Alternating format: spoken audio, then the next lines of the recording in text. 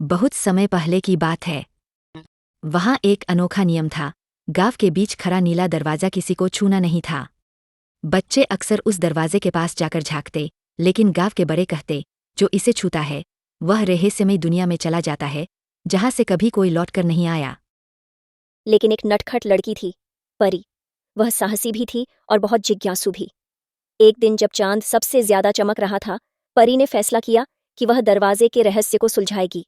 आधी रात को वह चुपचाप उठी और अकेले नीले दरवाजे के पास पहुंच गई।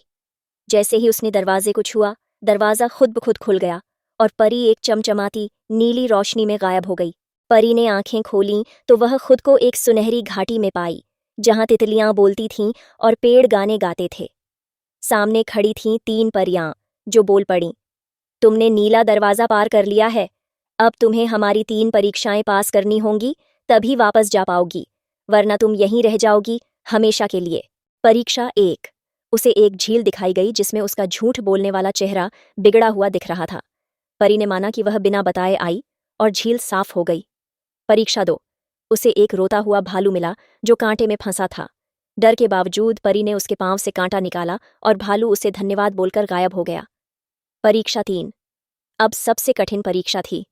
परी को कहा गया कि अगर वह घर लौटना चाहती है तो अपनी सबसे प्रिय चीज, उसकी दादी का दिया हुआ चांदी का कंगन, छोड़ना होगा। परी ने थोड़ी देर सोचा, फिर आंसू पोंछकर कंगन उतार दिया।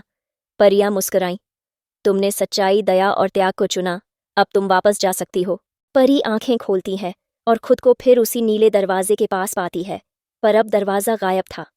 गांव वालों ने देखा कि परी बदल चुकी है, पहले से ज्यादा समझदार, शांत और दयालु। उस दिन से नीला दरवाजा फिर कभी नहीं दिखा।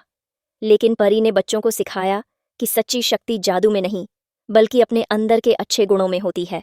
मॉरल: सच्चाई, करुणा और त्याग, यही वो जादू है जो हर रहस्य का हल निकाल सकता है।